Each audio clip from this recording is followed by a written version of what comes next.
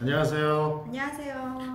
경제적 자유를 꿈꾸는 직장인들을 위한 책 리뷰. 오늘은 부자 아빠, 가난한 아빠의 책을 리뷰하도록 하겠습니다.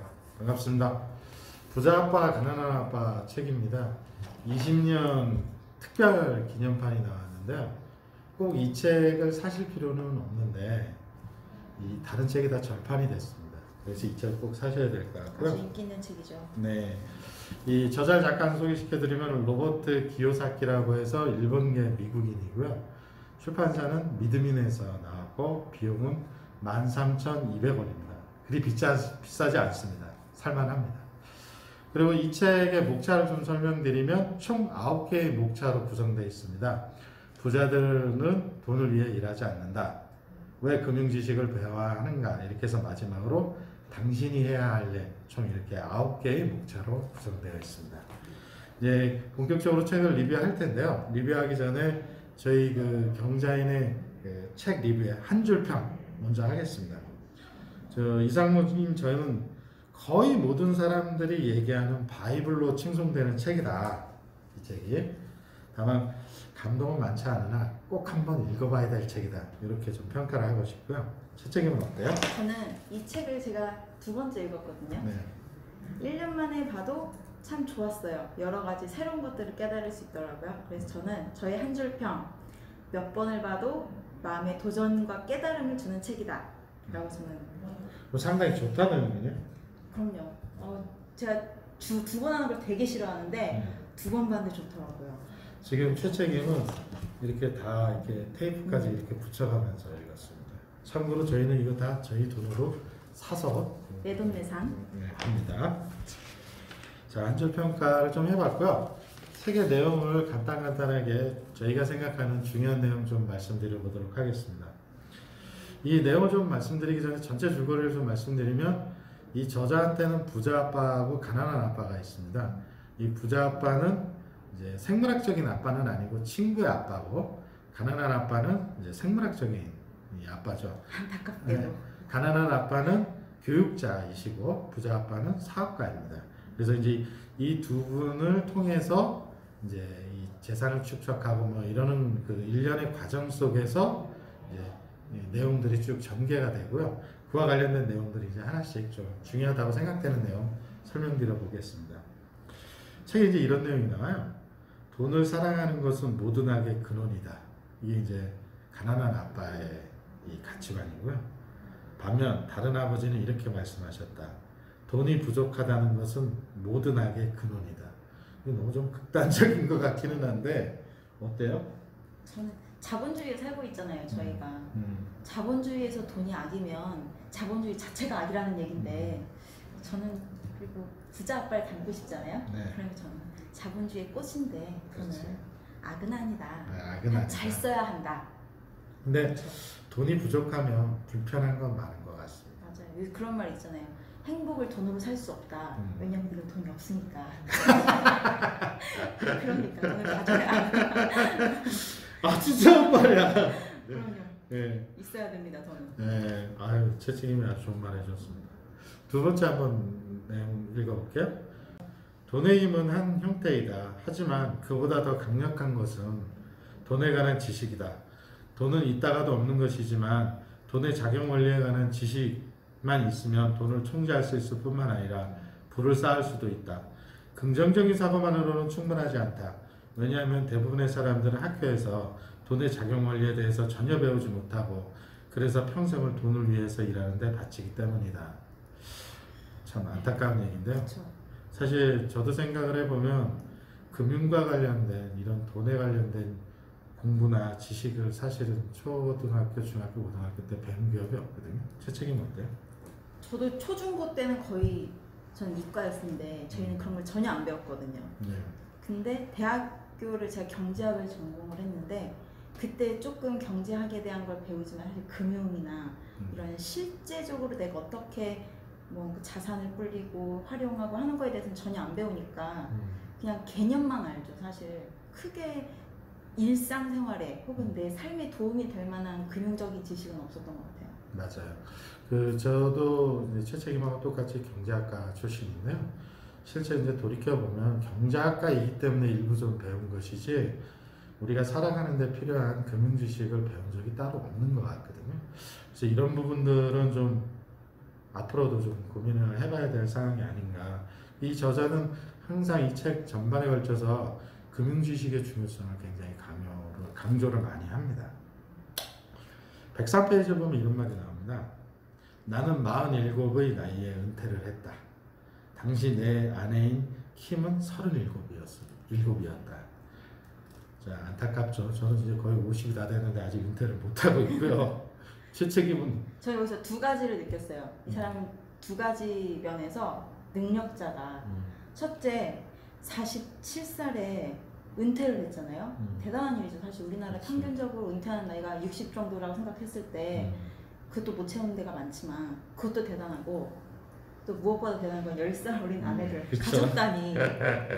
이야, 이 아내분도 대단하죠. 10살 위에 오빠를 만났다니. 그쵸. 요즘 아무것도 아니라고는 하지만 참 대단하다. 근데 이게 은퇴는 했지만 소득이 없는 건 아니잖아요. 네, 계속 소득이 있고, 그러니까 노동소득이 없는 것이지 자본소득과 이런 소득들은 계속 있는 거거든요. 계속 그런 게 발생하니까 그래 진짜 대단하더라고요. 네. 하여튼 굉장히 부러웠습니다. 이 부분에 대해서. 맞아요. 저도 그런 사람이 됐으면 어디가? 좋겠습니다. 어디가 부러우셨나요? 일단 47에 은퇴했다는 게 제일 부럽습니다. 그 다음에 이제 책의 내용을 좀 더 말씀드려보면 부부는 이제 새양지 레이스라는 함정에 빠져 있다. 곧이어 아기가 태어나고 두 사람은 더욱 열심히 일한다. 이런 과정이 되풀이된다. 소득이 늘면서 세금도 늘어난다. 이른바 과세계급의 향상이다. 신용카드가 우편으로 날라온다. 그들은 그것을 사용한다. 그러다 보니 한도액이 초과된다. 여기서 이제 새양지 레이스라고 하는 용어를 썼는데요. 이 새양지 레이스는 뭐냐면 뺑뺑이 도는 거죠. 계속 뺑뺑이 도는 건데 이 급여가 올라가더라도 실제로 늘어나는 세금의 폭이 더 커지고 쓸 돈이 더 많아지니까 결국엔 계속 마이너스 생활을 하게 된다는 내용을 쓴 거거든요. 되게 슬픈 일이에요. 열심히 그쵸. 일을 하는데 자꾸 돈이 부족하고. 맞아요. 계속 어제가 또 월급날이었죠. 그렇죠. 월급날이었죠. 네. 아주 기쁜 날입니다. 통장에 돈은 많이 나왔어요? 제 돈인데 제가 쓰기도 전에 다 가져가요. 다 가져가죠. 얄짤 없이 그래도 좀 늦게 가져가서 네. 우리 현대카드님들 늦게 가져가더라고요. 밤늦게. 밤늦게? 그래서 제가 금액은 볼 수 있어요. 네. 아침에 가면 금액도 못 보잖아요. 근데 금액은 볼 수 있었어서 네. 감사합니다. 그래서 과세계급의 향상이라는 단어가 나오는데 결국 그 노동소득이 증가함에 따라서 계속적으로 세금의 증가폭이 점점 더 커지기 때문에 사실 돈이나 자본을 축적하기가 어렵다는 의미의 용어를 쓴 것 같습니다. 그 다음에 이제 이 저자가 얘기한 것 중에는 초기에 너무 많이 투자를 하지 말고 너무 비싼 집을 소유하지 마라. 여기의 핵심은 자기의 집은 적정하게 하고 다른 돈으로는 바로 사서 수익이 발생되는 그런 집에다 투자를 해라 라는 거거든요. 핵심은. 그래서 너무 비싼 집을 소유하게 되면 시간의 손실이 발생하고 교육의 손실이 발생하고 추가 자본의 손실이 발생한다. 이런 내용을 아주 여러 번 얘기를 하고 있습니다. 132페이지에 이런 내용이 나옵니다. 초기에 너무 투자를 하지 않고 너무 비싼 집을 소유하게 되는 경우에 나타나는 결과, 시간의 손실, 추가 자본의 손실, 교육의 손실 이런 내용이 나오는데 이게 무슨 내용이냐면 저자는 자기 집은 그냥 간단하게 사고 가지고 있는 돈을 바로 수익이 발생되는 그런 부동산에 투자해라. 우리나라 같으면 월세를 받을 수 있는 오피스텔이나 뭐 상가나 아파트 이런 데 투자하라는 내용인데요. 실제로 이게 제가 생각하기에 우리나라하고는 상황이 조금 다릅니다. 왜냐면 우리나라는 대출을 많이 받아서 아파트를 샀다 하면 실제로 아파트가 대박이죠. 올라가는 그 상승폭이 어마어마했기 때문에 실제 저자가 얘기하는 것처럼 이런 형태가 아닐 수 있다라는 그 내용을 감안하고 보시면 될 것 같고요. 이 저자의 내용의 핵심은 자산을 취득하되 그 자산은 바로 현금이 나올 수 있는 그런 자산을 취득해야 한다라는 취지로 얘기를 했다라고 이해하시면 될 것 같습니다. 다음에 이제 아주 이 책을 읽으면서 저는 이 책을 한 3번째 읽거든요.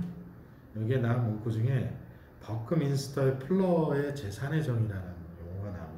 이 사람이 뭐 하는 사람인지 제가 잘 모르겠는데, 재산이란 사람이 앞으로 생존할 수 있는 능력이다. 다시 말해, 내가 일을 그만둔다면 앞으로 얼마나 더 오랫동안 생존할 수 있는 것인가 것이다.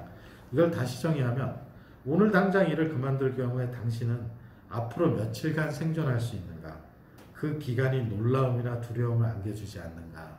이런 단어가 나옵니다. 최책임은 어때요? 충격과 공포죠, 사실. 그래서 제가 여러 가지 생각을 해봤어요. 이걸 읽으면서 난 얼마를 버틸 수 있나. 근데 약간 이러면 안 되는데, 우리나라 체계가 사회 보장제도가 참 잘 돼 있구나. 내가 한동안은 그만두면 돈이 나오잖아요. 실업급여가 살짝 도움이 되지 않을까라는 생각과 함께 3개월은 회피할 수 있겠다. 3개월. 네, 회피하게 3개월. 그 다음에 조금 쫄리고 뭔가 불안하게 6개월까지는 오케이. 근데 그 이상은 이제 근데 그 6개월이 네. 본인이 예금을 해서 가지고 있는 돈을 해약한 거를 포함하는 거예요? 당장 해약할 수 있는 애들은 하고, 당장 못한 애들 있잖아요. 한 몇 개월 남은 애들. 그런 애들은 이제 냅두는 상황으로. 다행히 저는 싱글이니까 딸린 처자식이라고 하죠. 남편도 없고 자식도 없고. 그러니까 사실 가능한 게 아닌가. 그나마라도 제가 돈을 많이 모아서가 아니라 나갈 게 저 하나밖에 없으니까. 그래서 아마 그 정도? 저는 이 문구를 읽고요, 굉장히 생각을 많이 했습니다. 그쵸. 결론적으로 저의 상황을 말씀드리면, 내일 당장 회사를 그만둔다면 저는 2달을 견디기가 어려울 것 같아요. 그래서 좀 생각이 굉장히 많이 바뀌었는데요.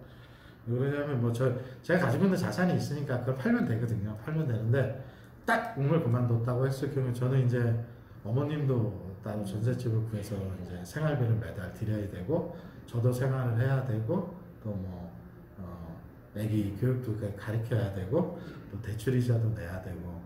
그래서 저는 예금을 그렇게 많이 해놓지는 않는 상황이거든요. 그래서 이 문구를 읽으면서 상당히 쇼킹했다.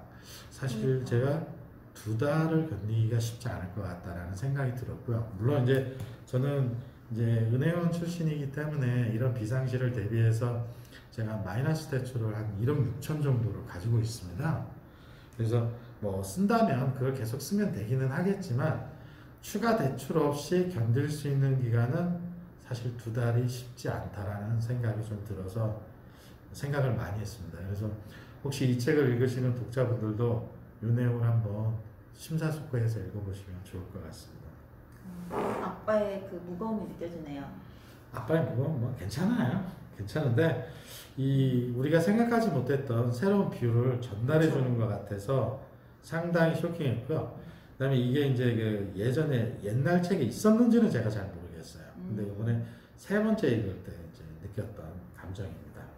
그러면 저자가 어떤 종류의 자산을 사야 되는지 권고를 하고 있습니다. 그게 이제 내가 총 7가지 정도 되는데요.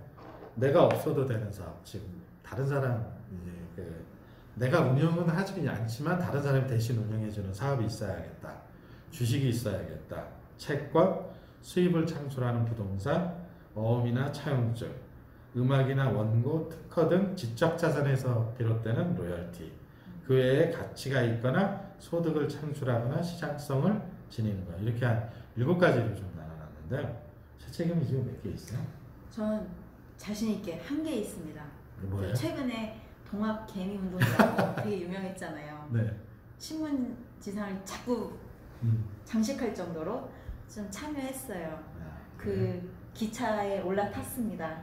삼성전자 화이팅! 많이 올라야겠네. 그럼요. 저는 주식이 조금 있고 많지는 않습니다. 그 다음에 수입을 창출하는 부동산이 하나 있기는 합니다.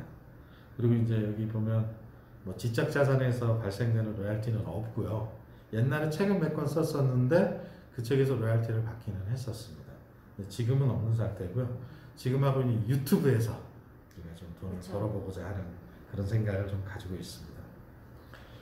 다음에 이제 제가 쭉 읽어가시다 보면 1030 텍스 리턴과 관련된 내용이 나옵니다. 이게 미국에만 있는 제도인데요. 간단히 좀 소개시켜드리면 1억짜리 아파트를 샀었는데 5천만 원 수익이 났어요. 그럼 1억 5천이죠. 이거 팔았어요. 팔았으면 우리나라 같은 경우는 양도세를 내죠. 그렇죠? 뭐 60%, 50% 이렇게 양도세를 내는데 미국은 이 1억 5천만 원을 가지고 추가로 만약에 2억짜리 아파트를 샀다라고 하면 세금을 안 냅니다. 그러니까 세금을 계속 지연시킬 수가 있어요. 이연시킬 수가 있거든요. 이게 1031 조항인데요. 미국에서는 1031 조항을 굉장히 많이 씁니다. 1031. 그래서 미국 친구들은 보통 어떠냐면 이 계속 이제 좋은 집을 사가는 거죠. 뭐 아파트도 사고 상가도 사고 이렇게 사면서 마지막 은퇴하는 시점에 이거 싹 한꺼번에 정리를 많이 하거든요. 그래서 우리나라는 이런 제도가 없는데 이런 제도가 있다라는 거 좀 말씀. 자본주의가 꽃피운 나라네요. 그렇죠. 그래서 1031 이것과 관련해서 공부도 상당히 많이 해요. 미국 친구들은. 그러겠네요. 이렇게 절세할 수 있으면. 그러니까 죽을 때까지 지연을 시킬 수. 그러니까요. 그리고 뭐 나중에 기회가 되면 설명드리겠지만 미국이 비영리 법인이 굉장히 많잖아요. 비영리 단체. 이 비영리 단체가 많은 이유가 있습니다. 이게 단순히 좋은 일을 하고자 해서 비영리 단체를 만드는 게 아니거든요. 이 비영리 단체를 만든 이유는 유대인 때문입니다. 유대인이 가진 건 돈밖에 없어. 근데 전 세계를 돌아다니면서 핍박을 받았거든요. 근데 이걸 세금 한 푼 없이 계속 유지할 수 있는 방법이 무엇인가를 고민한 게 비영리 단체입니다.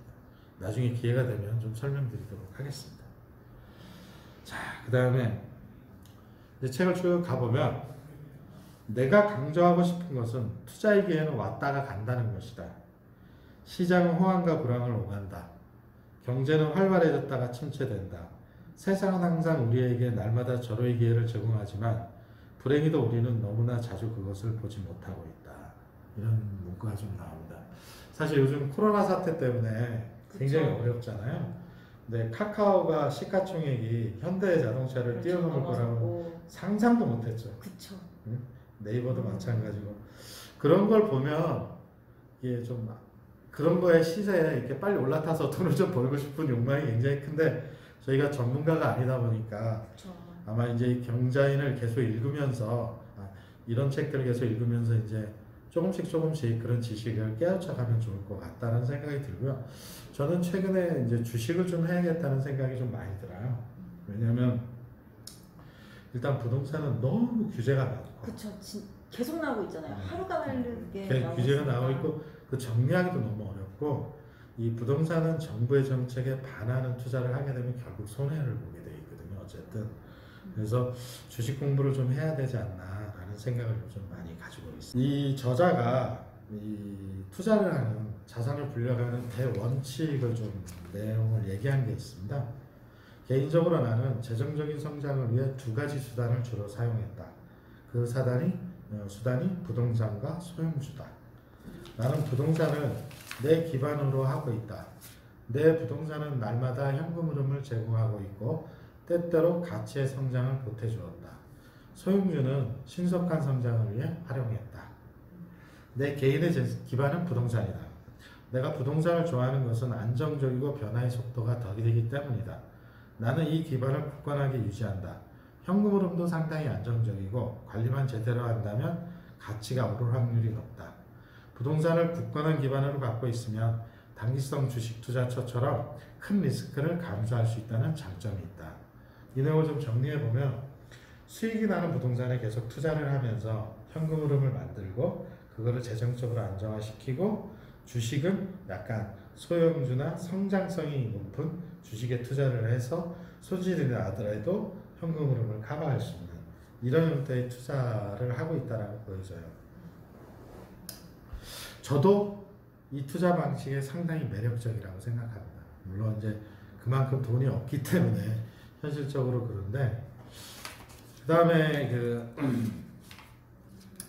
마지막으로 좀 이 책의 부자가 되는 10단계를 마지막으로 이제 저자가 정의를 하고 있습니다. 그 내용을 좀 말씀드리면 10개를 다 말씀드리면 책을 다 설명드리는 거니까 그 중에 저희가 몇 개만 좀 골라봤습니다.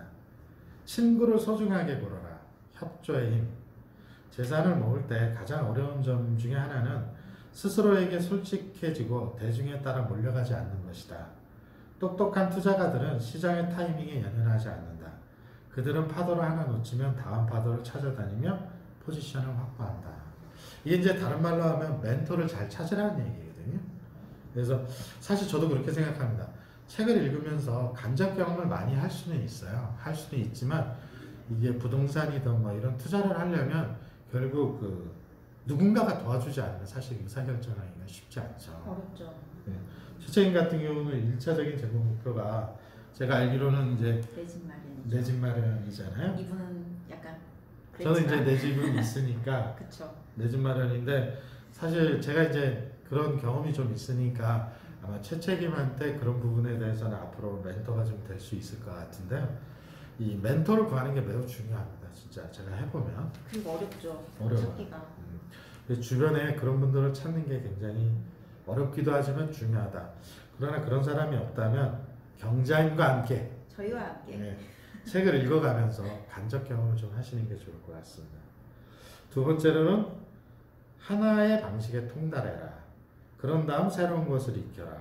이 말도 사실 저는 상당히 일리가 있다고 보고요. 중개인에게 넉넉하게 지불해라. 좋은 조언의 힘인데요. 이게 또 우리나라 상황하고 좀 달라요.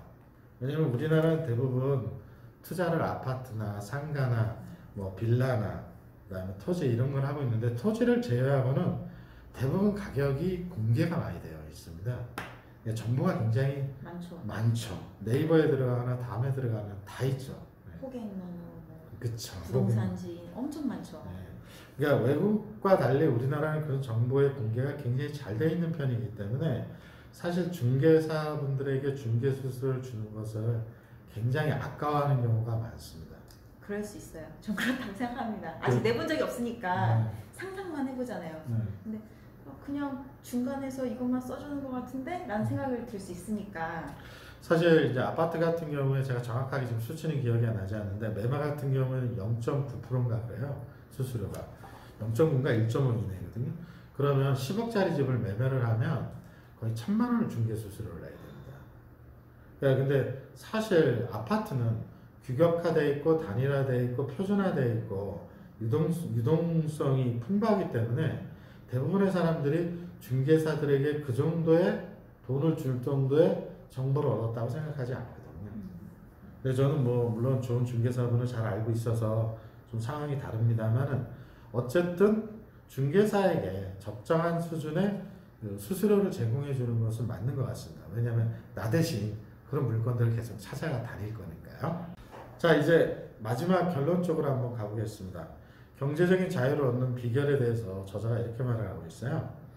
재정적인 자유를 성취하고 큰 재산을 모으는 비결은 근로소득을 투자와 수동적 소득으로 전환할 수 있는 능력에 달려있다.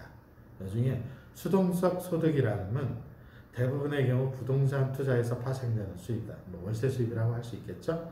투자 소득은 주식과 채권과 같은 명목 자산에서 비롯된다. 즉 근로소득의 범위를 넘어서 수동적 소득과 그다음에 그 투자 소득으로 나누는데 이 두 개가 부동산과 주식에서 나오는 이 소득의 근로소득을 뛰어넘으면 이제 경제적인 자유를 얻는다라는 해피하죠. 그런 사람이 빨리 됐으면 좋겠습니다. 저도요. 자, 이렇게 그 부자 아빠 가난한 아빠 20년 특별판을 리뷰를 했는데요. 이 20년 특별판은 특별한 내용이 더 들어가 있지는 않습니다. 중간중간에 이제 저자가 추가한 요약본 정도가 들어가 있는데요. 나머지 책이 지금 다 절판이 됐습니다. 그래서 구입을 하시려면 알라딘에 가서 구입을 하시든가 중고서적으로 아니면 이 책을 사시는 게 맞을 것 같고요.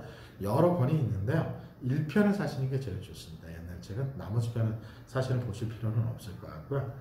이제 경자인에서 마지막으로 이 책에 대한 총평 한번 해보겠습니다. 항상 이제 마지막에 이걸 하는데요. 정량적 평가와 정성적 평가를 하는데요. 정량적 평가 제가 한번 해볼게요. 종합서평은 4단계입니다. 그래서 권장 도서이고 선택적 필독서다. 재미는 저는 없었습니다. 그 다음에 유용성 기준으로는 아주 유용했다. 그 다음에 난이도는 기본 초보자 이상이면 충분히 볼 수 있다. 그래서 쉽게 접근할 수 있다. 이렇게 맞아요. 생각이 되고요. 예시가 많아서. 네, 정성적 평가 좀 해주시겠어요? 자, 일단 첫 번째로 이 책을 읽는데 얼마나 걸렸냐? 초보자도 읽을 수 있다고 했잖아요. 그래서 그런지 그렇게 오래 걸리진 않았어요. 많이 생각은 하게 됐지만. 그래서 저는 빨리 읽는 편인데도 한 주말 빼고 2주 정도? 하루에 1시간 읽는다고 생각했을 때요. 한 9시간에서 10시간 정도면 충분히 읽을 수 있다라고 생각을 하고, 그 다음에 전 이게 가장 중요한 포인트 같은데, 주변인에게 추천할 만한가, 내가 아끼는 사람에게 이 책을 선물할 만한가, 저는 적극 추천하겠다. 실제로 저는 정말 동생한테 이 책을 보고 선물해줬어요. 동생한테 네, 보내줬어요? 동생한테 보냈어요. 이제 조카가 부자 아빠를 가지면 좋을 것 같아서 동생이 푸어 데드가 아닌 네. 리치 데드로 네. 좀 보냈습니다. 네. 그리고 이 책값이 아깝지 않은가, 가성비를 생각해 봤을 때 전혀 아깝지 않다. 가성비 대박이다 라고 저는 생각하고, 그 다음에 이제 마지막으로 저희의 최종 목표인 그 경제적 자유를 획득하는데, 얻는데 도움이 될 것인가를 생각했을 때 굉장히 도움이 될 것 같다. 네. 얘는 찐이다 라고 저는 생각합니다. 네, 경제적인 자유를 얻기 위한 여러 가지 책 중에 부자 아빠, 가난한 아빠를 두 편에 나눠서 걸쳐서 찍었습니다.